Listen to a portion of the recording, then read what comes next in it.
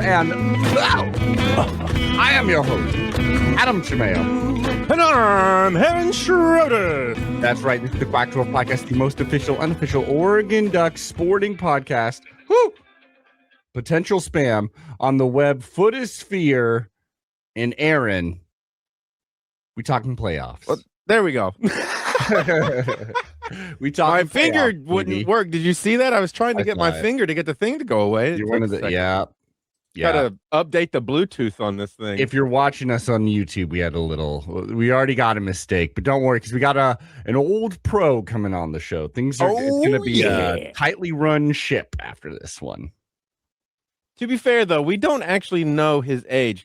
And while his legend is timeless, his reality might be shorter than either of ours. We just don't know. You think he's not long for this world? Or a young No, he pup, hasn't been on it long. I think he's whatever. Anyway, Aaron, here we are. Here we are. Football is still being played. Yeah, I lost my fantasy football league by 0.04 points. 0.04. That is 4 yards, my man. Wow. I hate it. I've been getting back into running. Who failed you? Crackdown USA. Everybody, mainly the Cowboys defense. You're doing an NFL fantasy league. Yeah, I've done college football fantasy. It sucks, dude. There's just too many teams and too many players. Everyone's scoring like 300 points every week. It's not fun. Okay, we're talking NFL for a hot second. Not too long. Adam, I'm not even joking. Something happened to me this past weekend where I went, kind of got this weird itch. And I was like, God, I need some pigskin. You go to the What's doctor? going on? So I ended up watching Mr. Justin Herbert. Yeah, he's good. I like him. I was like, okay. It was kind of fun to see him do good. Yeah. He's freaking good. I wish he was on a better team that protected him. Yeah. Didn't he? I watched a bit of Bo Nix as well, and that was interesting. Yeah. No, that's I don't know. He doesn't excite me. I think it was like because it was Mariota's out there killing it. I think he got a W. Herbert got a W. Bo Nix got a W. He did, but not excitingly. Or maybe it was for some. It wasn't for me. That's kind of the Broncos for it. But this isn't an NFL podcast. No, it's not. Aaron, this is a college football podcast, and let's get right into it. We got a great guest, an old friend of the pod, super old really old of Addicted to Quack. How's it going, Hythloday? I'm well. How are you? I'm doing good. I've been getting back into running. Like Jesus Christ. I know. I don't. Well, yeah. What is the oldest Duck team that you can remember rooting for? What's the Duck team that really turned it around for you? That'll age you. 1897. Norm Van Brocklin. How would I put it this way? In my office, I have a framed ticket to the toilet bowl. Ooh, there you go. That is. But wait. I look at it every day. Own money to buy the ticket. It is a reminder that things can always be worse. Yeah, I love that. That's some true history right there too, and humbling. That is great.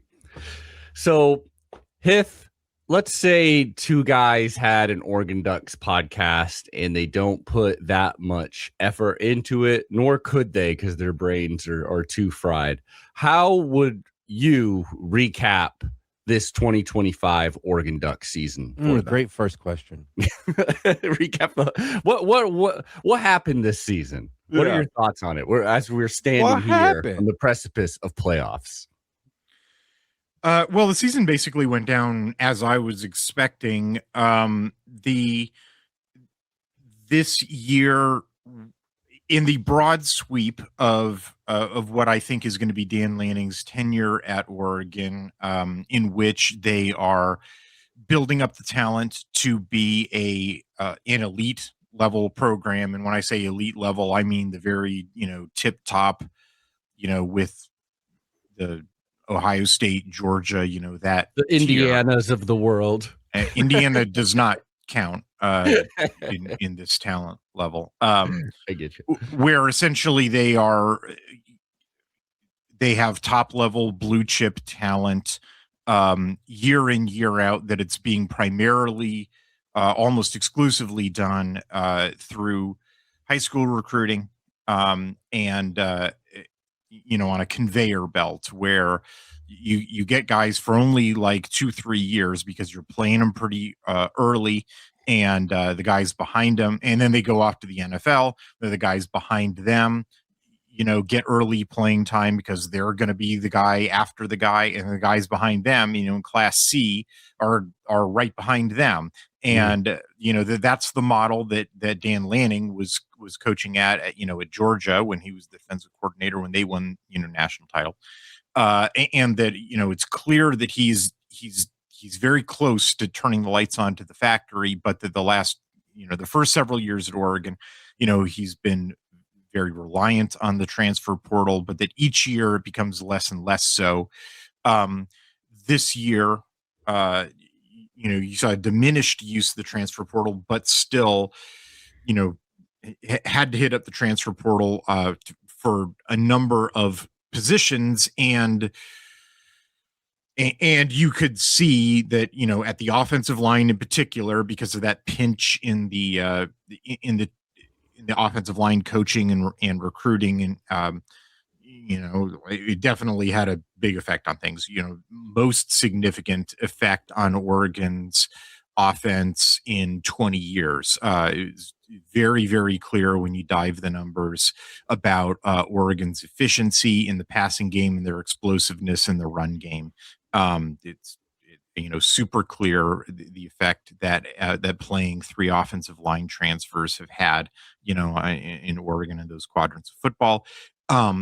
I still think in the secondary, because they're sort of a year behind the rest of the talent transformation, that while they have basically the elite talent is young and the veteran talent has an athletic ceiling. So it's not the same situation as the 2024 season when it was 5 like 3-star super vets who were veterans running around back there, but like when they played elite teams they would get smoked. So basically both times they played Ohio State, they were giving up 1 million points. It was just the first time that they played them, they eked out a win. And the second time they played them, they just got super smoked. So it's not 2025 is not 2024. They've got more talent than that in 2025, but it's still not, oh my God, it's a bunch of killers. It's still not like when I was watching the Michigan 2023 secondary, when it's like, oh boy, every one of these dudes is an elite dude. This team is going to shut down. Finally, I can watch a team shut down Washington's passing game. And so they did. And thus that team won a national championship. And everything went up from there for Michigan. Right. That season didn't have any weird things going on for them. But I'm not seeing, just to take that as an example, obviously there have been more, examples than that, but that was one that stuck in my mind for obvious reasons. I should hope for Oregon fans, it should be obvious why. I ain't seeing the Michigan 2023 secondary out of Oregon in 2025. And again, sort of needing to rely on the transfer portal is why the lights on the factory are not quite on yet there. But at other positions, you definitely see it. The wide receivers, deep as hell, right? Like so deep that they could be playing, they've been playing the entire year with their best wide receiver, out of action for much of the year, with like 2 or 3 of their top wide receivers out of action, and they're like fine. We still get Benson highlights, exactly. It's amazing. Right, like hey, we've got a tight end who's Oregon's top tight end is a better wide receiver than just about any top wide receiver in the Big Ten Conference. I hope folks follow that sentence. And Sadiq's not a transfer, it's a home developed guy, from Drew Maringer, a dude that some Duck fans were sweating like, hey, can this guy recruit and develop? And like, yeah, well, he can. And he's the OC now, Yeah, I also wanted to bring up your thoughts on, obviously, Tosh Lupoi returning to Cal, Will Stein, Kentucky. So now we're promoting up Drew Maringer and Chris Hampton. Now, there's 2 ways to take it. Either it's like, oh no, we had to go inside because no one wanted to come to Oregon or whatever, or we can't trust Dan Lanning and he's making this mistake. Or is this a sign of basically the coaching factory has already kind of got their lights on? I don't know the answer to that question. Actually, let me finish up the thought on the previous thing, which is the other area where the lights are on for the factory is the defensive line, which is really what's buttering the bread, for the team.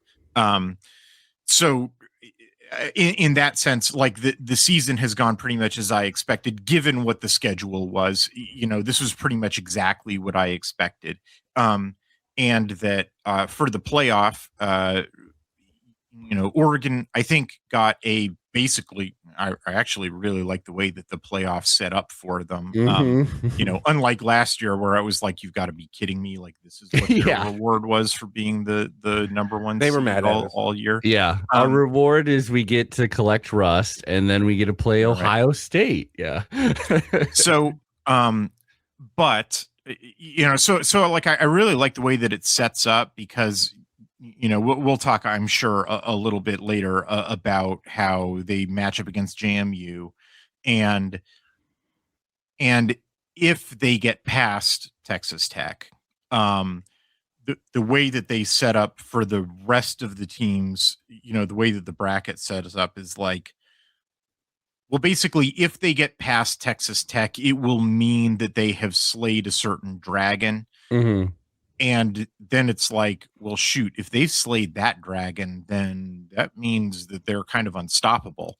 And so it's like, well, shoot, what's the certain dragon? I think it's the offensive line, like the way that. Okay, that's what I was guessing, but I don't like vagaries. Texas Tech has an especially notable D line. Exactly. To be perfectly honest, I think that Texas Tech's defensive line is for real, and I kind of don't think that Oregon has solved its offensive line stuff. I sort of think that it's not the case that Oregon is in very strong shape for their offensive line. I think it's sort of been held together with baling wire and duct tape. For what it's worth, I have us losing to Texas Tech in our official prediction. Unbelievable. I don't really want to make predictions because, first of all, it's it's a long time. I mean, it's like they have 3 weeks off between the Washington game and JMU, and then it's another 10 days between, assuming that they defeat JMU, it's another 10 days between that and Texas Tech. And plus, and then like Texas Tech has like a month and a half layoff, who knows, for them. So like, I'm not eager to make predictions. Got a lot of money on it. But like from what I've seen so far, like Texas Tech's defensive line is for real. And and all the data that I have about, for modeling out offensive lines is that like this matchup the Texas Tech defensive line versus the Oregon offensive line matchup is not a favorable one for Oregon. There are potentially ways to get around that. And there are potentially ways that Oregon could just confront it and slay that dragon. But I just straight up, I don't think it's a favorable matchup. Hythloday. Yes. Curiously, do you know how many players on the defensive line are Texas natives? On Oregon's defensive line or on Texas? No, Tech? on Tech. I actually don't have that built out yet. Okay. I have a bunch of other preliminary work on Texas Tech done, but I don't have that built out. Okay. That's what I'm going to do today. I have a working theory. We'll see if it's true. That's the Texan and Aaron. That's all he's concerned about is you're not from around here. Well, no, are you? Here's my theory. If a majority of them are Texas natives, that means their holidays will be spent in Texas, which what you do at the holidays is yum, yum, yum, yum, yum, yum, yum, yum, yum. So you think they'll be worse for it? They'll be slow. All right. But we'll see if that happens. You asked about what I think about not making external hires and instead going with Hampton and Behringer. I honestly don't know because I don't really know what the micropolitics have been. It's frequently been asked, like, how much has Tosh Lupoi been calling the plays versus how much has it been Hampton versus how much has it been Lanning?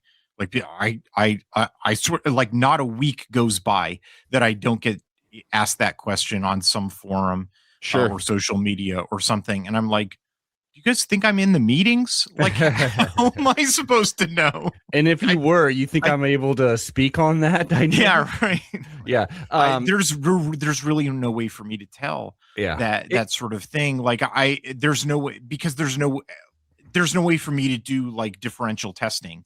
Like, it's not like there's a week where like, Tosh Lupoi did just have a baby, but like there's been no time when he's like, I had to take some time away from the team, and so I can do a test to see like, oh well, the team went up in this way and down in this way, so he must have been responsible for that. Like, there's never been any separation. Like, I can't tell.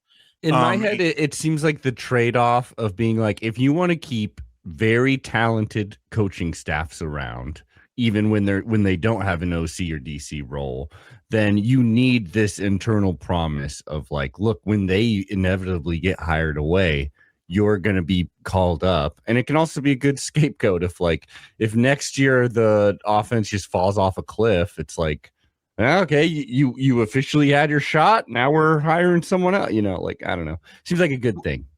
I've trusted his hiring process throughout this whole thing. He's only made like great hires. Well, and another thing that I'll say is that if I've also thought that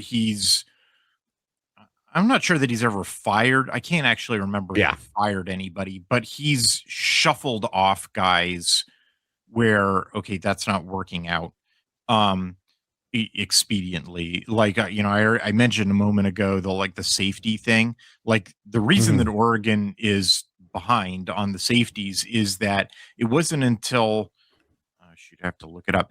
I can't remember the year, but like their first round of defensive back acquisitions, like they whiffed on everybody.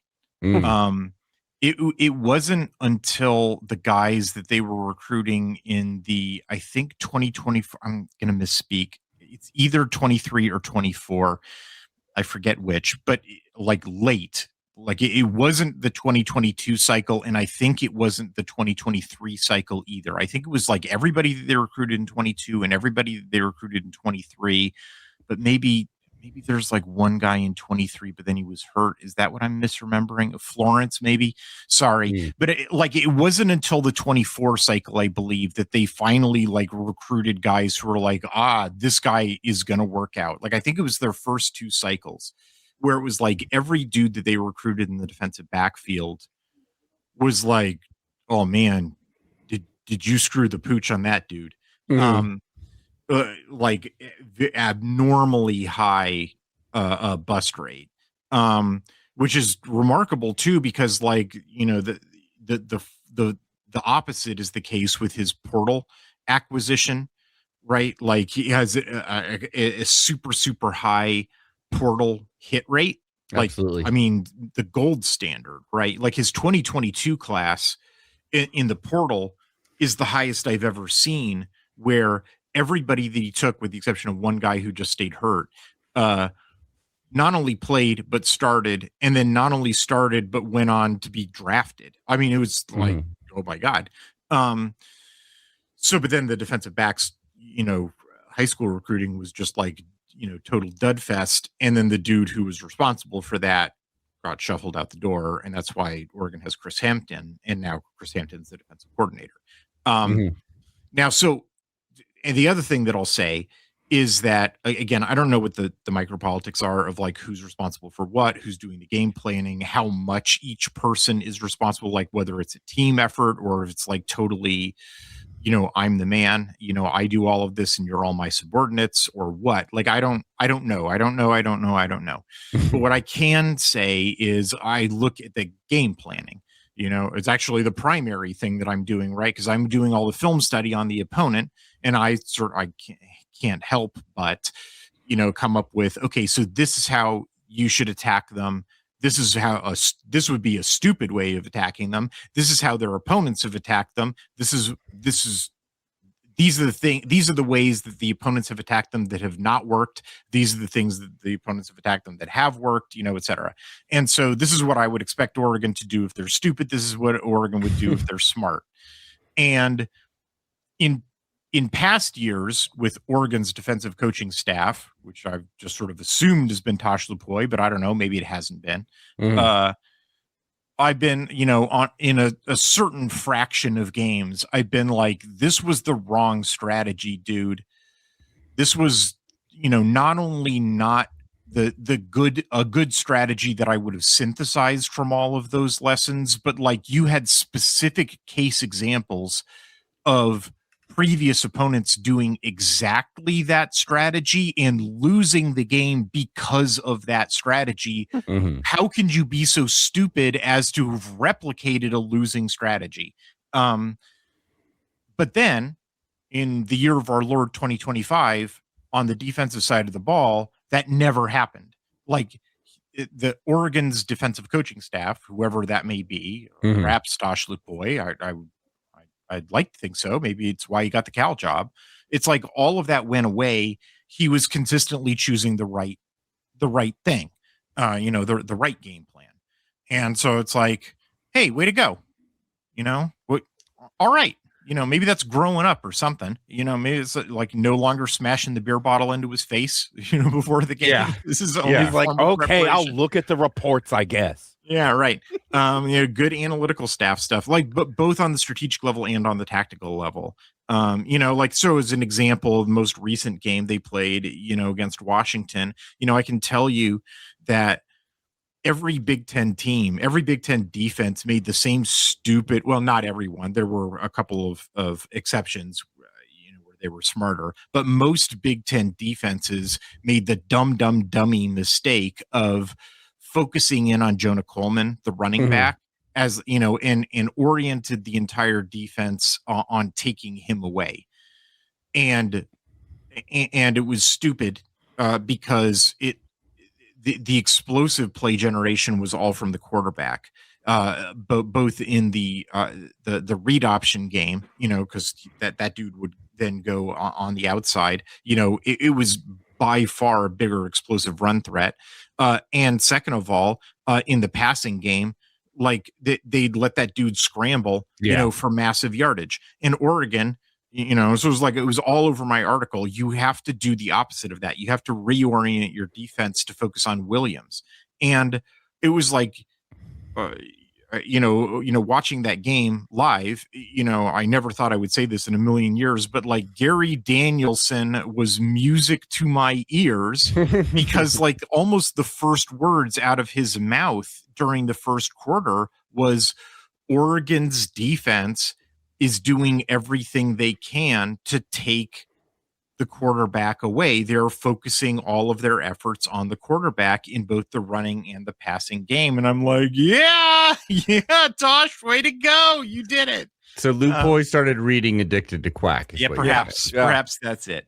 But I even tweeted it out, I was just like, in the past, I've been pretty critical at times of like, dude, you chose the wrong strategy. And like, I realized that I had gone the entire year without saying that once. Hell yeah. Defense, that like you chose the wrong strategy. And I was like, hey, all right. Hell yeah. I got one more question from myself before we hop into some questions from our ducks over on Reddit. So the Big Ten championship game, the Ducks were not in it. It was still absolutely thrilling. It was maybe more thrilling to watch just because I didn't have to have my heart on my sleeve. Indiana beats Ohio State. Did you take any new information from like what felt like Ohio State's like kind of first real test and Indiana's biggest test outside of Fernando Mendoza is him? Did you get anything out of it? Not new information. Mm-hmm. No. I was sort of confirmation of stuff that I sort of been like observing all year. I guess a bit of a surprise. I thought that Ohio State was going to win that game, and I was surprised that their offense basically made the same mistake that Will Stein did. Okay, so background on that, which is Ohio State has sort of a similar problem to as Oregon does in that Ohio State's offensive line is bad. It's for different reasons, but their offensive line, like it's up and down all of my articles. Actually, it's kind of funny. Like Ohio State was sort of a stalking horse for Oregon this year. Like almost every Big Ten team that Oregon played, Ohio State played them like a couple of weeks prior. Mm-hmm. And so if you read any of my preview articles, like there's clips of Ohio State playing that team. And I will comment about Ohio State. Like, I mean, I'm not kidding about this. Read my articles. Every single one has a comment about Ohio State that's like, hey, look, here's Ohio State and here's the defense of the team in question, like tearing up their crappy offensive line because their offensive line is full of, big old Jags. Mm-hmm. And I kind of felt like the commentary, like the national media commentary about Ohio State this year is like really vacuous. It's like, hey, why isn't anybody pointing out that the supposedly number one team is this really incomplete offense with, a bunch of Jags in their offensive line? They don't have a run game. They don't have any wide receivers besides their top two. They don't have a good tight end. And the quarterback is kind of a kid. Like they've got the two best wide receivers in the game, and the quarterback can hit those wide receivers. And in football, that's really all you need to have like a pretty electric offense. Mm-hmm. And they have a really great defense. Like none of my comments are about the defense, but like the offense is super incomplete. So anyway, that's the background. And like, yeah, that was definitely confirmed, by the Indiana game. And so anyway, and they may have some kicking problems. Well, yeah, they're rarely in. So anyway, field goals. But more to the point, Indiana was doing the same thing to Ohio State that they were doing to Oregon, which is putting a lot of pressure on the quarterback. And Ohio State did the same thing. Hartline did the same thing that Stein did, which was respond to that pressure by giving Sayin short routes to the boundary, which is where their good cornerback, D'Angelo Pons is. and they weren't there.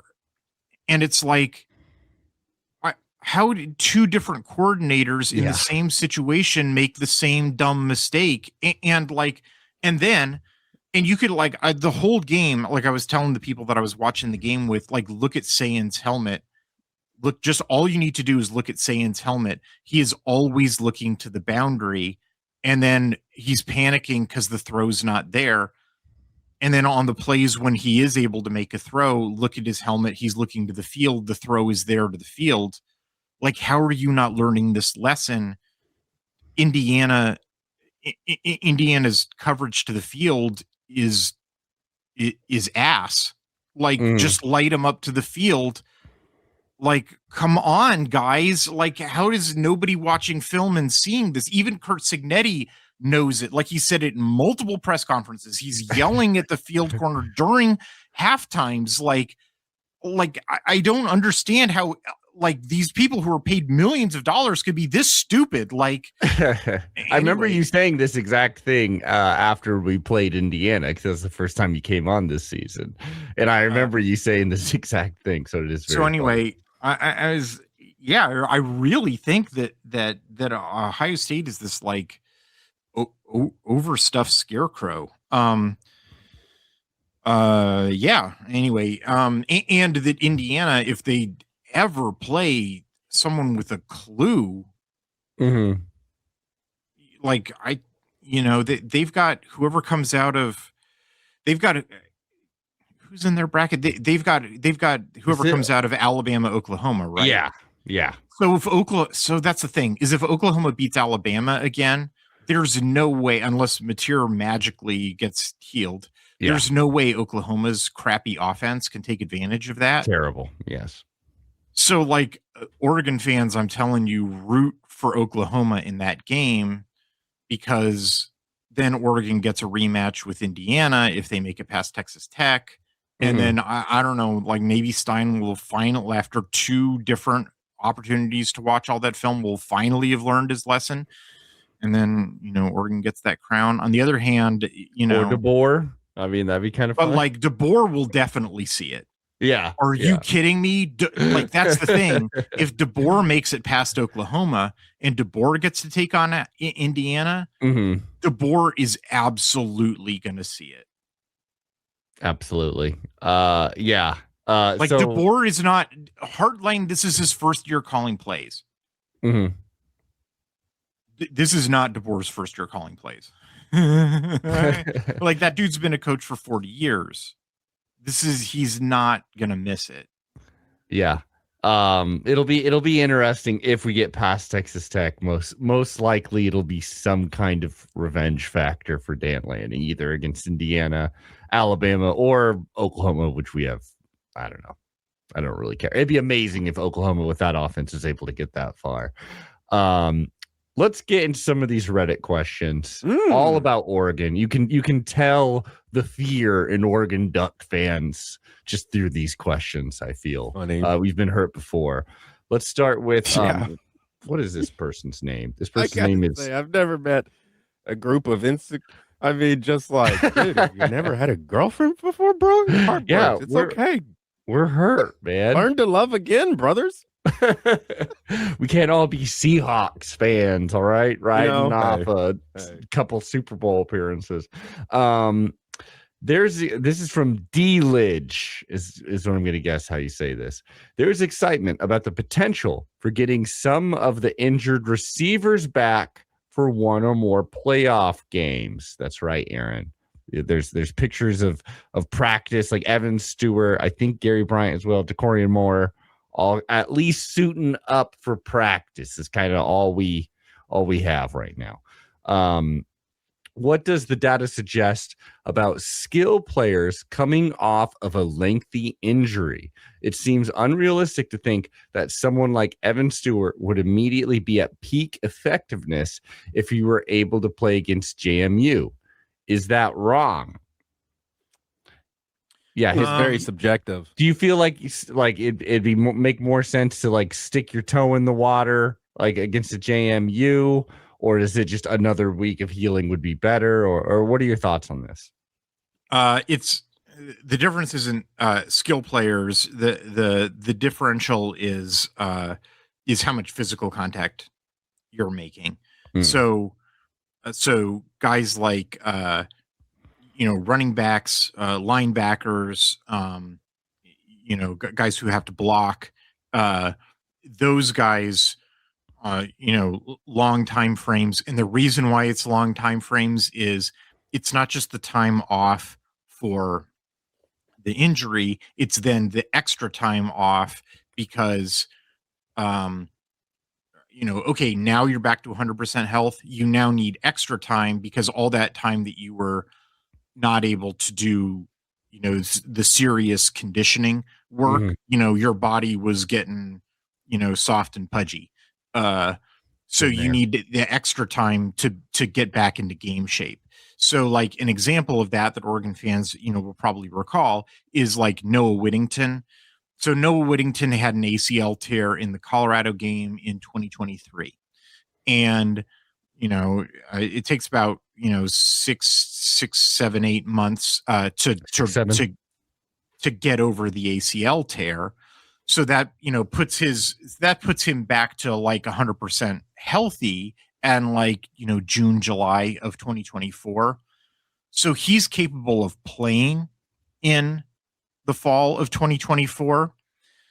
And he does. Like Noah Whittington was playing in the fall of 2024. But for the first like 6 weeks of the season, like while his success rate numbers are just as high as Jordan James, his explosiveness numbers are not. And the reason is because he's not able to break tackles. Like he gets the same sort of 5 yards for success rate purposes.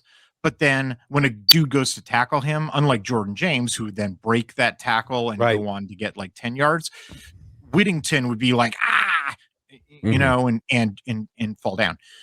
But then, after about the 7-8 week mark, his conditioning finally, kicks in. And now not only am I back to 100% health, I'm back to 100% strength. And that was about the point when they played that Illinois game, and everybody remembers, that was, when he like ran over that safety and, just clobbered him. Right. So, that's what I'm saying. That you really need that additional time for conditioning work to get yourself really, really back into game shape. For guys who are players, on the outside, where all they're doing is running around, so wide receivers, defensive backs. I have some ancillary data on specialists, like kickers and holders and such. But I don't study them too closely. The data sort of indicates you don't really need to have that extra time. Like you just need to be healthy again because you're not really making that much physical contact. I mean, I know the guys do a little bit of blocking, but like that's not the same. The thing that makes you explosive is just that your knees are operational again. So like if that dude's cleared to play, he's cleared to play. Now I don't know what the time frame is because I'm not his doctor, but like if he's cleared to play, he's cleared to play. We got to get you to practice it. DC Duck asks, are there any similarities between Indiana and JMU since Cignetti has his fingerprints on both teams? And I know you've been doing quite a bit of research on JMU. Everybody go over to Addicted to Quack to read that research, to watch that research. But so overall, what are your thoughts on this JMU team and how will they upset us? Because we all know it's coming. There are connections, there are differences. The connections are Cignetti was at JMU from 2018 through 2023. And it actually includes JMU's transition from being an FCS program to an FBS program.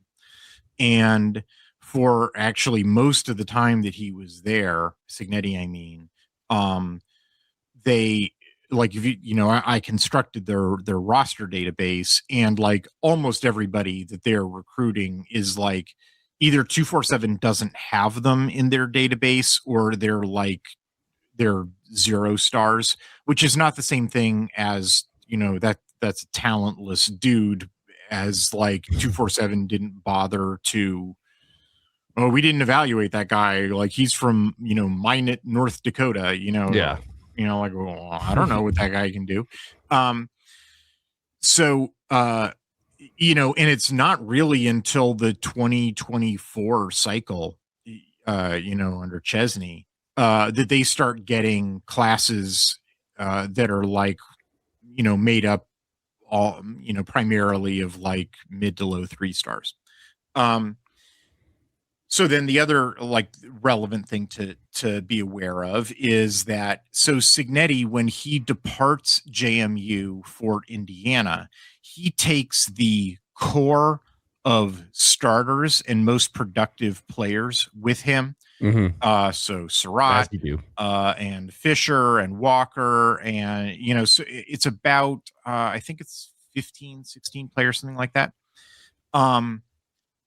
Obviously you can't take the players who are graduating, or but he doesn't really, he and this is like very Cignetti style, like he doesn't take the backups, he doesn't take the developmental players, like he just takes the like, these are my like 16 killers with him. So like just about everybody who's left on the JMU team, including many players who are like starters or even still in the developmental pipeline today in 2025, are Cignetti recruits. So that's a connection. And you can see sort of the style of dude that he prefers, and really, I don't know, like different positions have different types, but like to the extent that there's a through line that I could just say, for all of them, is that he definitely prefers guys who are like who are like who are tougher, like, for lack of a better term, like if you've got two different wide receivers, and one of them is super fast, but sort of built like a rail and maybe is more prone to injury, and another dude is maybe that guy's 2 inches shorter, and maybe is a little bit not quite like an absolute speedster, but man, that guy hits. Oh man, does that dude hit? Cignetti's going to take the second guy. You know what I mean? Like, I get you. And part of your that's stock. Yeah, like that's sort of the through line. He's taking like at every position that I can see. Like he's taken, if he's got a choice, he's taken the heartier kid. That's about it, in terms of, what is a Cignetti type of dude? If I had to choose one adjective that described all of them, like that's about it. But relevantly, if there was a killer, he took him with him to Indiana. Like none of the guys who remained are like, oh yeah, that dude's a killer. There are some guys, like for example, one of their starting linebackers, a dude named Hendrick, was like, he was the backup as a true freshman and as a true sophomore to the two starters, Fisher and Walker. And so like, he's a great linebacker. I don't think he's, quite as great as Fisher, but like, he's a totally solid dude. He was like totally in the Cignetti mold. He's like on that. If Cignetti had stayed, Hendrick, totally would have been, within that pipeline. Like he was totally within those sites, there's sort of a connection there. However, that being said, when Chesney took over that program in 24 and continues in 25, he's leaving for UCLA for the 2026 season, but Chesney is going to, and his staff are going to stay throughout their playoff run. Chesney took over from Holy Cross. He was there at Holy Cross for a long time. Prior to Holy Cross, he was a Division II, Division III coach since like 2003, I think. Chesney is totally a Sunbelt coach. Like that was what that was what I learned from watching all this Sunbelt tape. Is like everybody in the Sunbelt runs the same offense. And like it's really kind of creepy how much like it's a total copycat league. And I say it throughout my articles, like absolute copycat league. Like they're all running the same offense. And with the exception of Texas State, returns a different offense.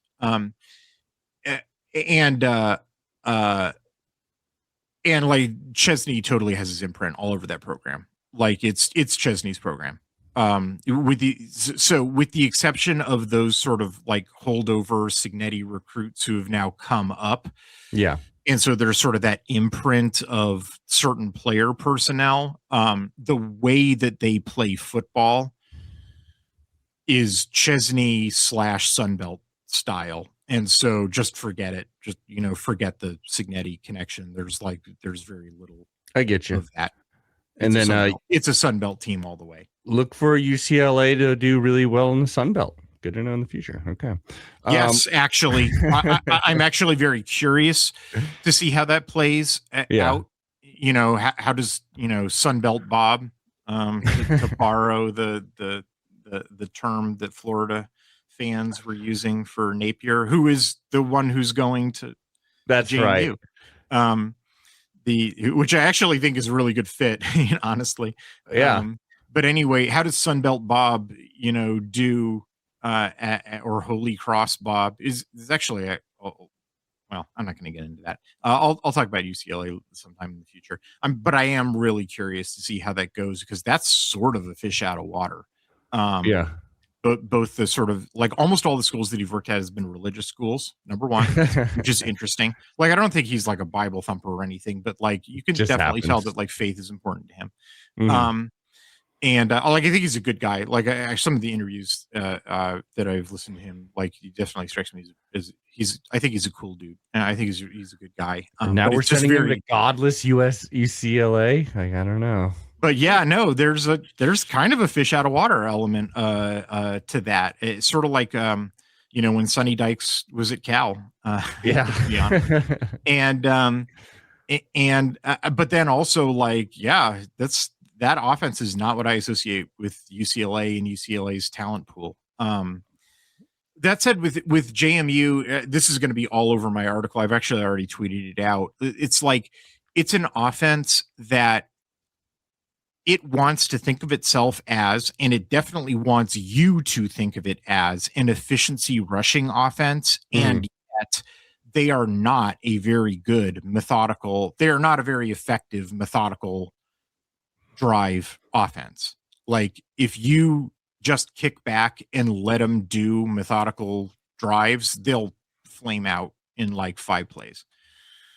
Where they get all of their scoring is hitting super explosive plays. Like I've already sent out the video for this. The video is also going to be in my article. It's like, and when I say super explosive, I mean like 70 yards, like run the entire field. And the irony is it's like defenses get sick of, oh, you're running for 5 yards on us. Oh, we're going to crowd the line. And then that's exactly how they get themselves in trouble is they take the safeties and the linebackers and they put everybody in the line of scrimmage and then bam, they hit a play over you or they hit a screen pass or they just break through the line and then there's nobody there to stop it and they hit a super explosive play. And so, lest you think, oh, it's a team that's going to like pound you for like 5 yards at a time and then do 20 plays 5 yards at a time all the way to the end zone. Nope, they're incapable of doing that. Absolutely incapable. In fact, if you let them try, they'll kill themselves in 5 plays. And of course, that is the correct defensive strategy, is just back out and let them do that. What you don't want to do, absolute poison, smash yourself in the head with a hammer, stupid thing to do, would be to crowd the line, because the only way they can score points is if you take your safety net away and then they pop a super explosive play. And it's the reason why it's like the lead, clip compilation, my article is like 7 different 7 different ones, and they're all different types. There's like, here's a run, here's a screen, here's a pass to this side, to this guy, to this guy, to this guy. Like, all of them are capable of doing it, but it's the only way they have of scoring. So, like, don't think of this team as as an Iowa type of team that crawls down the field. They're incapable of crawling down the field. It's super explosives. You got to back out and stop the super explosives. Well, let's hope Cal's new head coach reads Addicted to Quack again this week. We got Reward OK 2506. That's a good name, catchy. Asks, defensive lineman snaps and alignment percentages. Been really curious how many pass rush opportunities Wyatt has had and where Washington has been lining up most. That's Nasir Wyatt, true freshman out of Mater Dei. Yeah, you got those stats anywhere? I probably do. Tristan wrote up this article, the defensive regular season review. It has everything that you were asking for. I can probably find it and read it to you, but the easier thing to do would just be to get the link and read that. It's much more in depth than I can do in the podcast. I'll throw the link in the very in this episode. You will see that link to that episode, everybody. It has everything that you're asking for. Tristan did a fantastic job, and here we go. I finally found it. Nasir Wyatt got a bit of run. Let's see. But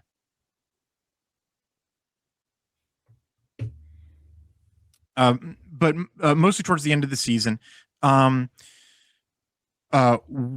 Washington's grades were not particularly high this year. He definitely had some work to do. On the other hand, Tion Gray graded out a lot better than we're sort of expecting. A ton of progress there. And just the line was super deep. They wound up just playing just a ton of defensive linemen. So future's really bright there. But yeah, Tristan did a ton of work laying out exactly what you're looking for. There you go. The title of the article is the 2025 regular season defensive statistical review. As always, the answer is go over to Addicted to Quack. Come on, what are you doing? Give yourself 10 minutes. Read a great article. Why are you listening to the Quack 12 podcast? And why aren't you giving us 5 stars over on Apple Podcasts and leaving a comment so others can find us? Thank you. Let's get to top revenue 2. What a name. The O-line seemed to weather the challenges of the transfer effect and injuries. Transfer effect that should be trademarked from Hythloday, as we all know.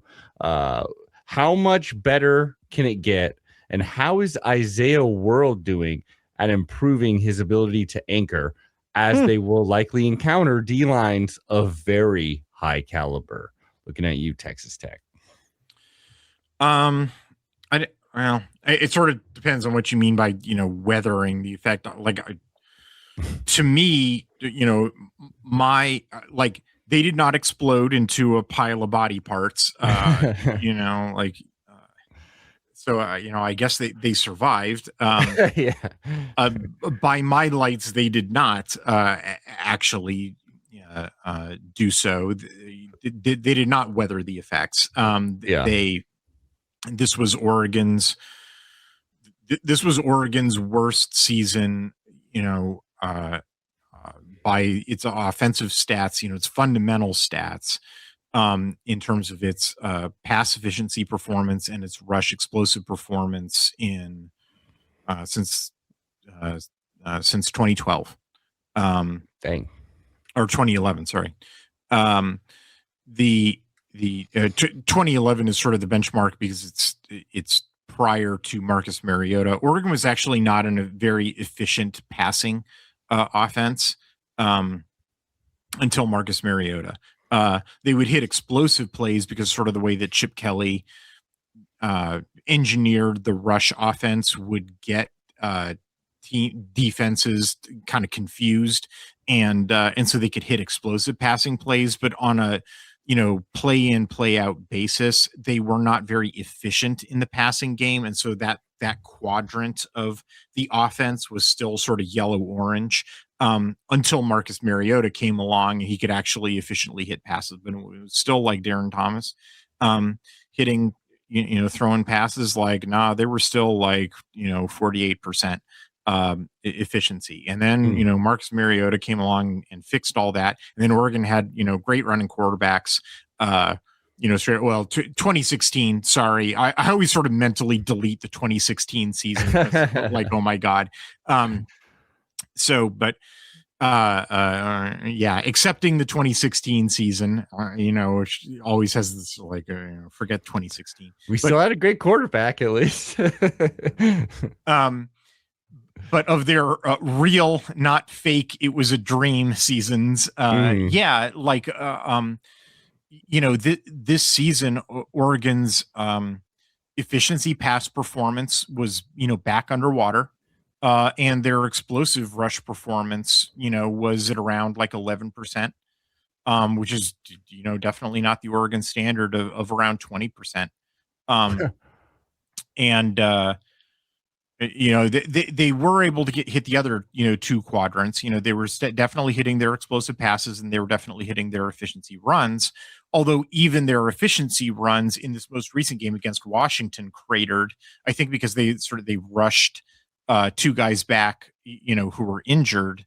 They rushed them back too soon. So against USC the week before, they had Isaiah World and Ipani Lalaulu out, and they had Fox Crater and Charlie Pickard, playing in that game, and they, and they did just fine against USC, right? That's sort of the thing that kind of ticks me off about this. Oh, well, Oregon had to play 3 transfers because they just had a bunch of nobodies at the offensive line. And I'm like, did they? Well, yeah. If we can still beat USC, which is one of the best teams we played all season. And USC didn't have a great defense, but honestly, Oregon had a pretty soft schedule this year. This is why, when folks were like, hey, Oregon went 11-1. Oregon had a soft schedule. Yeah. And they didn't really play, that great of a team. And guess what? They were able to plug in, Fox Crater and Charlie Pickard and Janoris Wilson, because at different times they had different guys out for injuries. They probably could have just rolled with, grab Emmanuel Pregnon because he was a great, lineman out of the portal. Mm-hmm. Move a guard over. They probably could have rolled with Fox Crater and Janoris Wilson and been just fine. They probably didn't need to mess around with 3 different dudes out of the portal. And they probably would have, encountered some bumpy stuff to begin the year. But you know what? They had a pretty soft non-con. Yeah. Northwestern wouldn't really give them any more trouble than Northwestern, gave them. And they had to go up against Penn State. And look, this is hindsight is 2020. I understand what they did because they thought the Penn State was going to be a really scary opponent. I understand all that. And I understand that, the criticism that I'm making is total hindsight. So this isn't really I'm not really wrapping the staff on this. I understand they did what they did because, they had incomplete information about what Penn State, turned out to be. I understand that. But the folks who are, even with the same hindsight, saying, oh, this was necessary, they couldn't have done anything else. No, you have that hindsight too, and you're not reevaluating things. You're just sticking with, a reflexive defense of the staff, probably for emotional reasons. Mm-hmm. And our O-line depth could have been even better next year instead of right, exactly. That's what you're sacrificing is hey, all of that was practice time for Crater. All of that was practice time for Wilson that got sacrificed. It's the equivalent of scabs coming into the factory. that's so and the reason that I was banging the drum, and I was banging the drum in the off season as soon as they took the transfers, that is because, and my whole origin story for doing film review is how you do in the regular season. Like, you can have a great looking regular season that looks great on the scoreboard, and then you get your butt handed to you in the postseason, and it feels like it came out of nowhere if you're not looking at the fundamental stats. And then my job is to look at watch the tape and look at the fundamental stats and ring the bell and say, hey guys, get ready, because there's this thing that's lurking. And that's what I've been kind of ringing the bell, is there's this thing that's lurking, which is the offensive line has been kind of held together with like baling wire and duct tape. And so against Washington, they ran for 2.5 yards a carry. Yeah. You know, the only thing that was working against Washington was the explosive passing offense. Their efficiency passing offense was trash. The efficiency rushing offense was trash. The explosive rushing offense was trash. Now, if you have an explosive passing offense, you know, just like we were talking about with Ohio State, if you've got an explosive passing offense, oh yeah, you're going to win the game, especially given the only thing that the Washington had going on was their efficiency rushing offense. And if it's a game between explosive passing offense and efficiency rushing offense, guess what? Explosive passing wins every time. Yeah. Washington proved that to us a couple of times. Right, exactly. It's kind of funny that happened against Washington, because, like, you know, the DeBoer versus Lanning games in 23 were the other way around. And it's like, Oregon kind of flipped the script on them, didn't they? But like, yeah, that's why I've been sort of ringing the bell on that one, is that, like, did they survive the season? You know, they got through a soft schedule at 11-1, but when they played a team that could actually, you know, press them on the offensive line, Indiana, they got one offensive touchdown. Yeah. Well, and to the question of, like, how is Isaiah World doing? I don't know. He was hurt in the last game, and they ran for 2.5 yards per carry. Now they're going to have had 3 weeks off before they played JMU. Well, how'd they do the last time? They had, you know, a month off. You know, I don't know. You heard I don't know, but I've been ringing the bell on, like, you shouldn't play 3 transfers. And I did that early and often for a reason, is to prepare you for the possibility that they get lit up and score like no points. Yeah. I'm not guaranteeing that's going to happen, but if you were looking at the trajectory of the season and saying, oh boy, they're on a runway, you know, to the rocket ship to the moon, I've been trying to tell you that's not what the data indicates at all. And in fact, the model of log logistic decay for the transfer portal effect means that they get better. It looks like an S. So at first, the transfer portal effect decays very slowly. So you see very little improvement to start out the year. Then about mid-season, the transfer portal effect decays very rapidly. So you see big improvements in the sort of the middle part of the year, like late September through October, early November. But then you hit the other part of the S and it bottoms out again. So you see very little improvement for a really long time.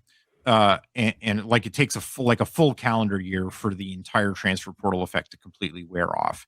And that's, again, something that, like, in every forum post I tried to warn people about, is that if you think about it, instead of like a log logistic decay, if you think of it as like a linear decay, and you think like, hey, they get better and better and better every week, and so therefore by January they should be total ass kickers. I'm like, but it's not linear, man. It's log logistic. It bottoms out, and as good as they are in November is probably as good as they're going to be through January. And if for some reason they kept playing in February and in March, that's as good as they'd be in February and March. Obviously they don't play in February and March, but you know what I mean? Like, this is probably as good as they're going to get. Now they were playing with some injuries, in the last couple of weeks. Yeah. So that sort of like throws a wrench into it. But if you look at Tristan's article, the offensive complement of the one that I just asked people to go look at, Adam, if you would be so good as to link that as well. The first graph in Tristan's article is a graph of his grades of the offensive line performance. And I mean, brother, it's exactly on model. it's exactly on model of the offensive line grades, where it's like they're bad to start, then there's rapid improvement, then it bottoms out. It's like math is undefeated, man. When you gather as much data as I do, and you build out, model with good retrodictive testing, and then you plug in exactly the inputs that are expected, it puts out exactly the outputs that are expected. The idea that Oregon was going to defeat it because why, guys? Because you love Oregon so much. Your love for Oregon is going to make them defeat math. Duh. We're gonna bottom and out also, all the way Vegas to the natty. Said. Yeah, Vegas never lies. Let's get on to this next one. Dante Moore. This is from resident car throwaway. All right. I like that one. Dante Moore is nationally being discussed as a top 5 QB in the draft, potentially even a top 5 pick overall. Among Duck fans, and rumor is among Moore's camp, there's a lot of feelings we would benefit from another year to develop, acknowledging our bias there. Compared to watching Nix or a Gabriel, how do you feel about Moore's development, progressions, etc., when compared to our last 2 now NFL QBs? Great question. Oh, well, all of them sort of, they were all pretty different situations. Even Nix and Gabriel, who sort of, I understand why folks might think of them as similar situations. They actually, Nix and Gabriel, if you think about it, those two came from very different situations. So Nix's backstory is that he was a highly touted, he was like a 5-star out of high school. Yeah. And he goes to Auburn, which is, you always like idolize. He's an Alabama kid. His dad, is a high school coach, and he's an Auburn dude. You saw he had like all the talent in the world. He's actually a pretty good fit for what, Malzahn wanted to do. But then Malzahn, I don't know, man, but like just the recruiting there was bad. Like they hadn't done offensive line recruiting. They hadn't done wide receiver recruiting. Like the only dudes he had to throw, I'm not kidding. Like his second leading receiver was a fullback. Not kidding about this. Like, and it was totally about surrounding pieces. I actually thought that the quarterback development in and of itself as a true freshman, because he had Kenny Dillingham.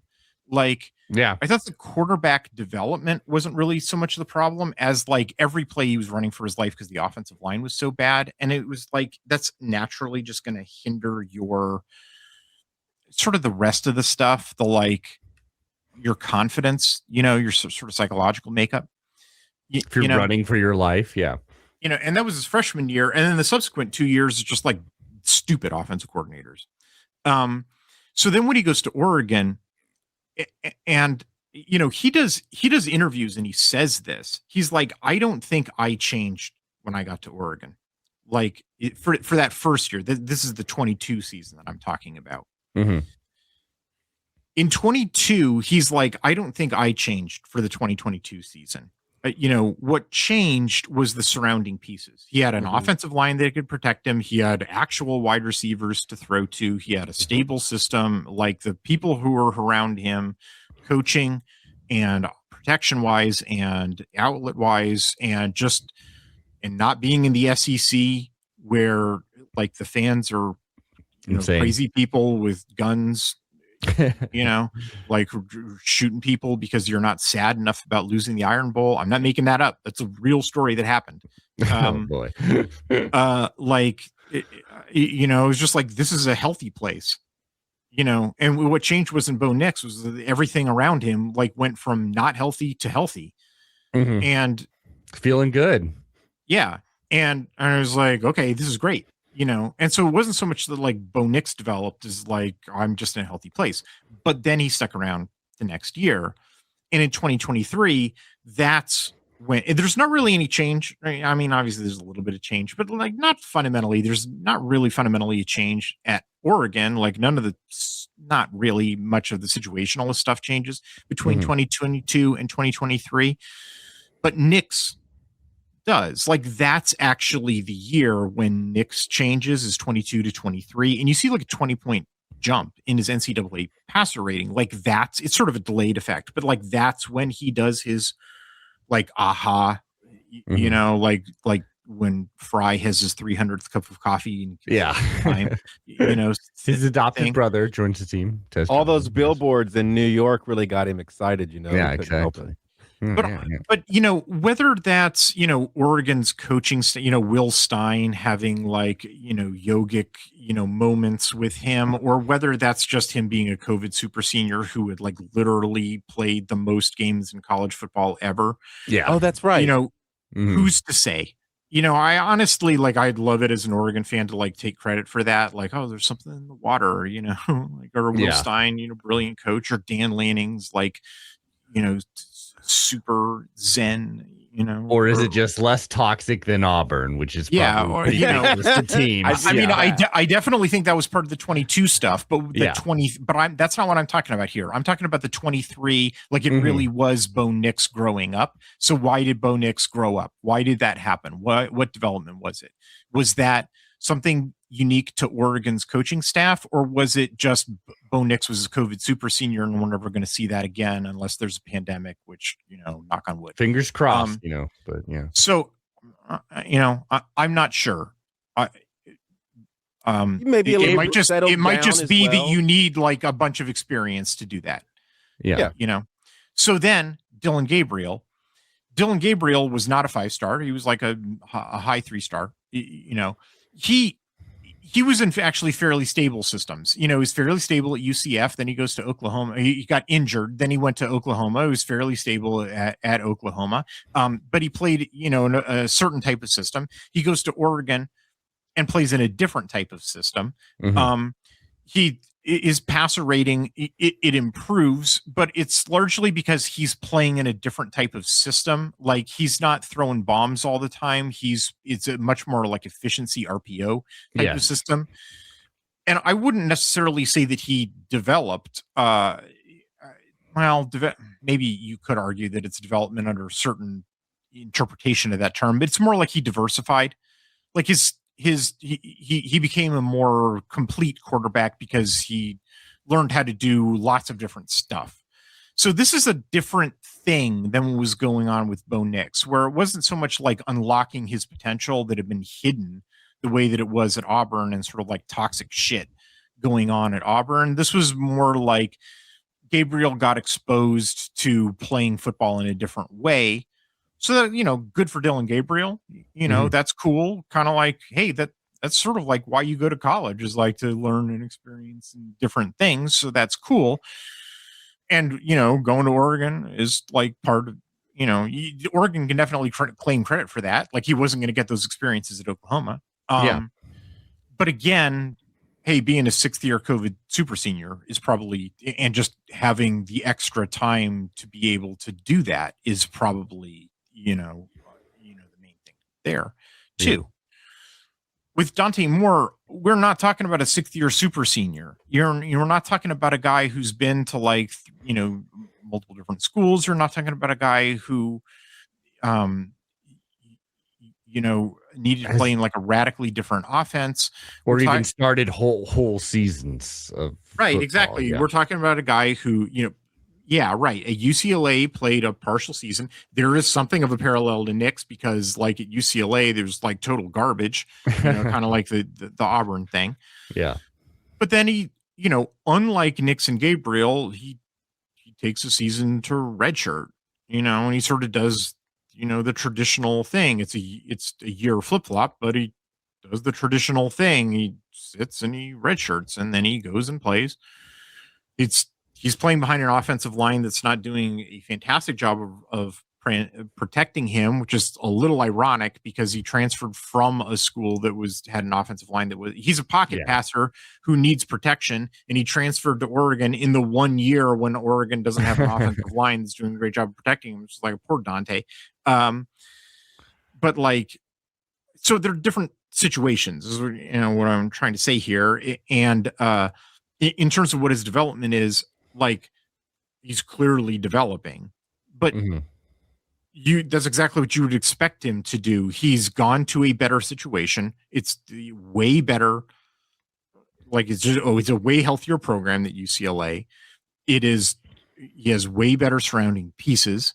The offensive line, even though I was just making fun of them, is still, I mean, for all the things that I've said about Oregon's offensive line, it's still light years better than the just absolute trash factory that was UCLA's offensive line. I'm just saying it's not the perfect offensive line that would really enable Dante. Yeah. We're talking about playoffs now, so it's different standard. Yeah. Right. And I'm sort of, like what Dante Moore could do with an A+ offensive line, would really have me excited. I'm saying that Oregon's got like a B+ offensive line, which like the Oregon standard is higher than that. And so that's why I'm kind of chagrined. But compared to what UCLA had, which was like an F- offensive line, it's like, it's way better. So, it's all relative here. So yes, I think that Dante Moore is developing, but there's also definitely the element of he's just in a way better situation. Yeah. And it's also the case that we're not talking about a 6th-year COVID super senior. We're talking about a guy who's he's in year 3, and it's not even year 3. It's more like year 1.5. Mm-hmm. Follow me? Like it's 1.5 sitting out an entire season. And sitting out an entire season, and he didn't even play in the first year of playing. He didn't even play the full year. And UCLA may be a net negative on your actual. Right. So, like, am I satisfied with his development? Yes, absolutely. It's the development that I'm expecting. I think he would be performing better if Oregon had the A+ offensive line that, I think should be the Oregon standard. And I think that's it. I also think hopefully he's at a spot, a combination of NIL, goodwill at Oregon, and then also just realizing, like, do I really want to go play for the Raiders? Like, as to the question of like, should the guy come back? I think the answer is always yes. I think you should, unless you are getting an NFL first-round grade, and so therefore you are costing yourself money by risking, because there's a risk of injury and therefore losing out on that money. We can't all be like our savior Herbert, all right? Not all of us are selfless enough to come back to Eugene when there's millions of dollars on the line. Right. But like, dude should come back. But it's not even necessarily because of, developmental reasons or like, oh, the guy had a disappointing season, he needs to grow up. Like, I mean, he can always do that. Like, I would expect his next year to be better than this year. But like, I think the primary thing that's been holding him back has been the offensive line, not Dante Moore. Like, I agree. I think that seems pretty obvious. Or for where I expect him to be as a redshirt sophomore. Like I guess another thing that I always detect in questions about Dante Moore is why isn't Dante Moore, my personal Lord and Savior?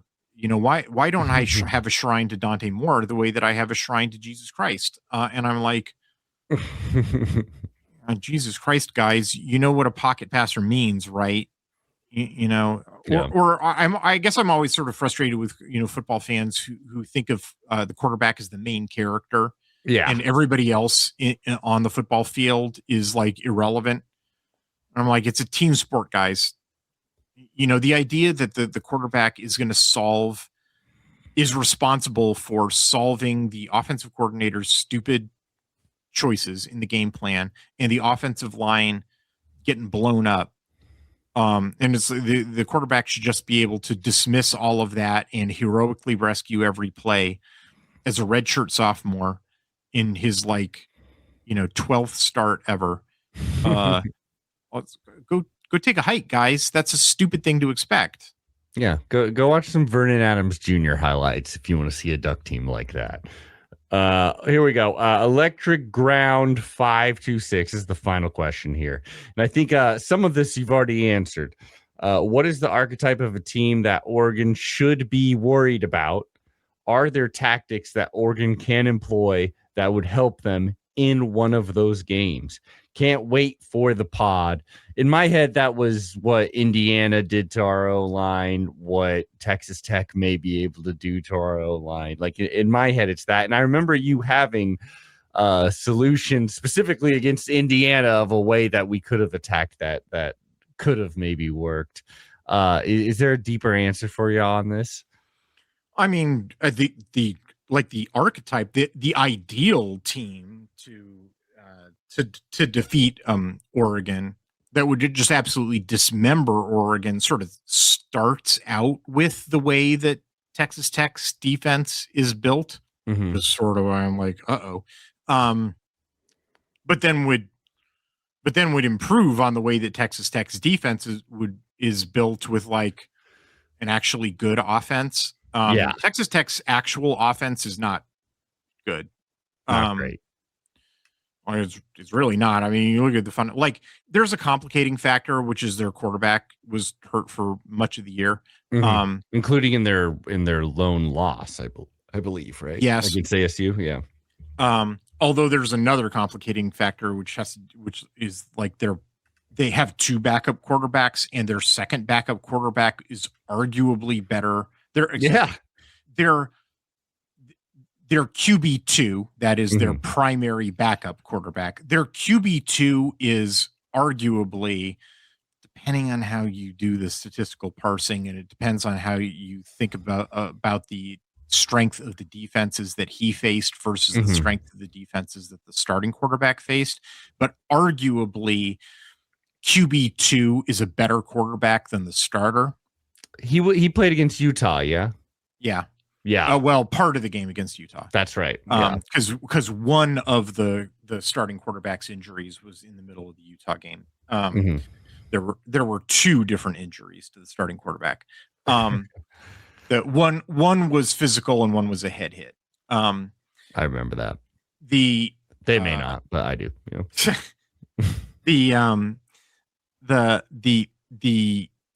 But then the primary backup quarterback, so QB2, is out for the entire season. He tore his ACL. So now the starter is back, well, presumably so. But if something happens to him, they will need to go to QB3. But that's just the complicating factor. The underlying factor about their offense is just their offense isn't very good. Because even in their most impressive games, like I guess you would say their two blowout victories over BYU, there was a lot of like just a great Texas Tech defense against a not very good BYU offense, waiting for mistakes that really flipped that game over both times. I mean, even if you control for the quarterback, like I did a lot of statistical work to control for this, even if you control for the quarterback phenomenon, like, and there's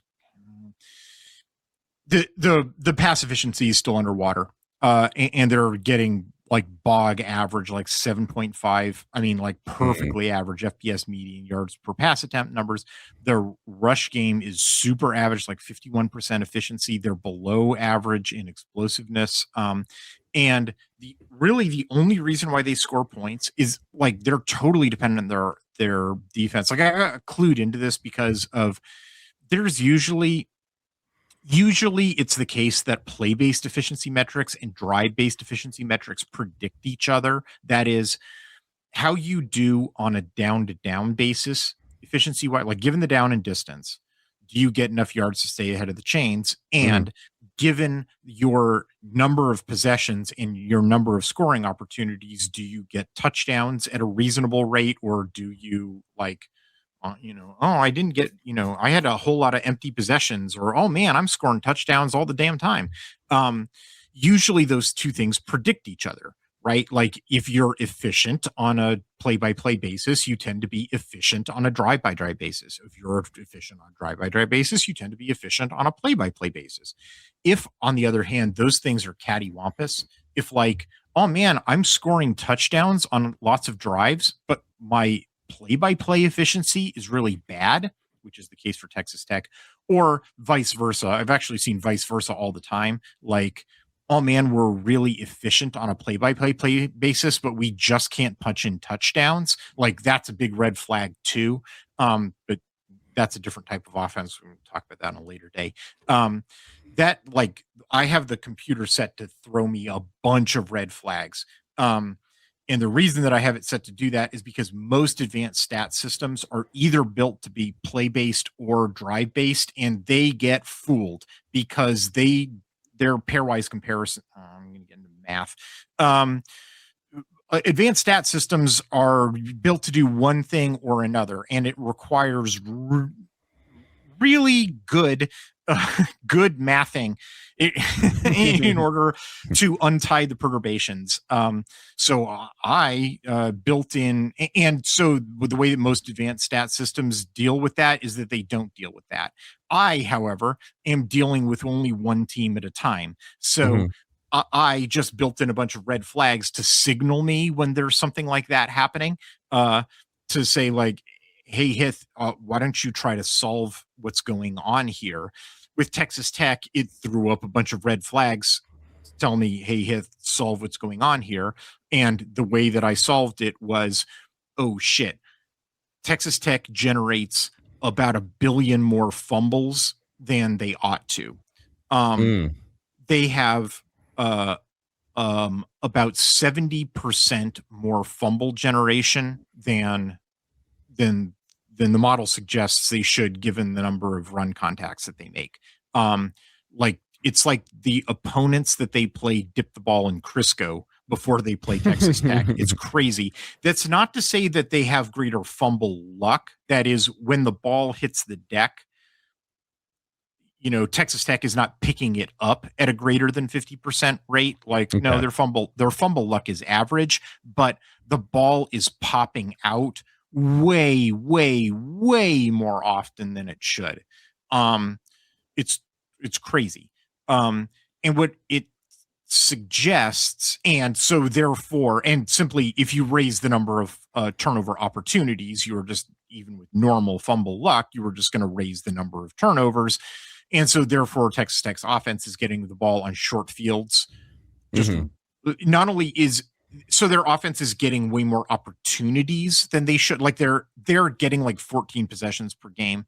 They should be getting something like 11 possessions per game. So they're getting like 3 free possessions per game, and they're on short fields.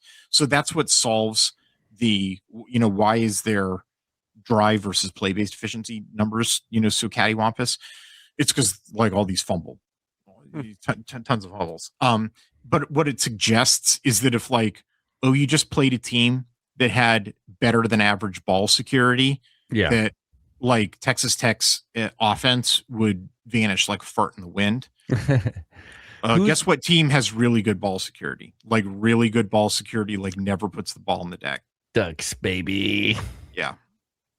Who's offense? So if you're taking a Frankenstein team to destroy the Ducks, let's so it'd be someone like Tech's defense. Whose offense are you taking in this playoff field? Ooh, I actually haven't looked. Honestly, I haven't really looked at much beyond the spindle that Oregon's in. Yeah, I get you. So, like, I don't really I don't know anything about Ole Miss. Like, I don't know anything about Texas A&M.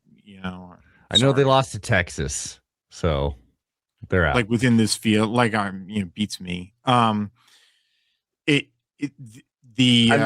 goes to show that I think that's the side of the ball that we're certainly more concerned about. I mean, theoretically, the answer is run, play, action, pass on the offense. Like, run, like, pound like a team that's really good at generating, like, the way that Oregon's, like, if you think back to the way that Oregon played Iowa. Remember when Oregon played Iowa and they were getting like 8 yards a carry against but then when they were in second and short, they were not hitting. They just elected not to throw deep shots on second and short. Mm-hmm. So imagine that offense one that's running for like 8 yards a carry on first downs, but then is in short yardage and uses short yardage opportunities to take shots downfield. I mean, that'd be similar to like Washington if they were successful against us that last game of the season. Yeah. Too, So that offense, an offense that takes advantage of Oregon to run like that, but then pass the way that Oregon should have. That offense combined with a defense that looks like Texas Tech's, which is just green across the board, and can like get into the backfield without blitzing. Luckily, it doesn't seem like that team exists right now in this playoff field. Let us hope. Let us pray. Guys, we got one more thing we need to do. Uh-oh. We need to make a super specific prediction against this first game against James Madison University. As we know, we are heavily favored in this game. It's going to be a home field for us. I could tell you the energy is electric in Eugene. I think it's going to be like quite the crowd coming for the historic, probably beat down. We're hoping to see some old but fresh faces in the receiving core. But my prediction, I'm going with this is going to be, I mean, there's already a lot of fans for this guy, but I think this is going to be a huge game for him. Jamari Johnson will have not one, not two. He will have 3 touchdowns. 3 touchdowns for Jamari Johnson as we try to, give some rest time to Kenyon Sadiq. And it just blows up. 3 touchdowns, 150 plus yards. I'm just going to say total. Maybe we're going to let him run the ball in at some point. So this is going to be the Johnson breakaway game. And I'll say Evan Stewart does play in this game. DeCorian Moore does play in this game, but they're kind of like dummies for what is the Johnson show. What do you got, Aaron? Something crazy. Give me something. Ty Burrell, is that his name? Yep. Okay. We all know he probably actually is the number one super fan. He does see, as far as celebs go, it seems like, yeah. I believe, my prediction is, I should say, okay, we're going to be doing so well going into halftime. We're going to be up so much that for the first play, because we're also going to have the ball, right? We're going to get the ball in the second half. Okay. On our first offensive drive of the half, we're doing so well that there will be a substitution in which Dan Lanning allows Ty Burrell to go out on the field and throw us a pass. Throw us a pass. I like it. One play. They look over to the refs, and the refs are just like, we'll allow it. They paid us. Yeah, we're paying you. We're paying your contracts here. It's like they just have a sack of. They're just mysteriously carrying a sack that has a big Nike swoosh on it. Yeah, exactly. Yes, and they're wearing literal blinders. And and technically for James Madison, you would assume they'd be like, well, this isn't an advantage. This is only helping. We're assuming this is only helping us. Do you think that play will be a successful play? Oh, probably, but not because of him. Well, I mean, if he's throwing the ball, I would assume James Madison is expecting that it's going to be a handoff. Exactly. So he may catch him off guard. Yep. I like That's it. I think it's going to happen. That's my prediction. That's going to be a huge moment for him. Yeah. And you know what's going to be even crazier? Oh shit, I'm not going to be able to. The person who catches that ball, Julie Bowen, his co-star on Modern Family, could you imagine? Games. What a world. I can't. It's going to be a really good time. I'm excited for that. You can't imagine girls playing football? I can. Hey, I said what I said. Hythloday, super specific prediction for what could be a glorious day for the Oregon Ducks. Okay, my prediction is, first of all, James Madison only scores once because they do not kick field goals. In this game, it also makes sense. Like, why go for a field goal? I actually don't. It's one of the questions I'm actually gonna. I have not yet talked to our new friends from of the James Madison podcast. That's not till tomorrow. It's actually going to be like the first question that I ask them is why does this team not kick field goals? Whether it's a philosophical matter or there's just the kicker sucks. Like I'm not sure, but what I can tell you is that they do not kick field goals. Like during meaningful play, they've only had 3 successful field goal kicks all year. So they're not going to kick a field, like they're not even going to get one of those like garbage time, it's the end of the game. Like they got down the field to field goal range and kick a field goal. Like even that's not going to happen. Okay. So they're only going to score once. It's going to be, I predict here's my super specific prediction. It's going to be close to the beginning of the game. It might even be the first play. It'll be a touchdown. It'll be a super explosive play, and it'll be a trick play. I might even. I'll go even more super specific. It'll be like a double pass. It'll be like it'll start as a screen. Like a backward pass, and then it'll be like a throwback to the quarterback, and he'll wind up like running the entire field. And so like the game will start out 7-0 and everybody will be like, oh no, that's great. and then like that, and then Oregon will finish it like 56-7, Okay. And that'll be the final touchdown, the only touchdown scored against us in this entire playoff run. I love this. I love this for us.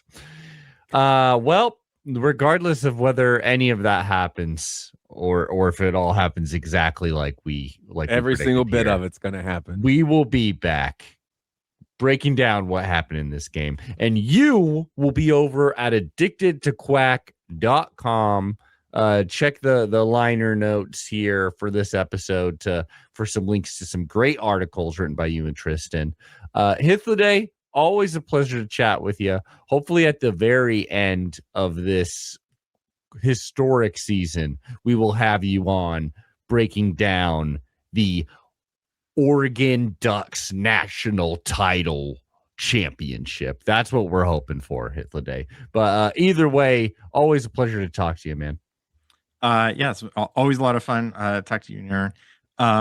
I certainly hope it doesn't end in an inglorious loss to JMU. Getting knocked out in the first game 2 years in a row, I think would be.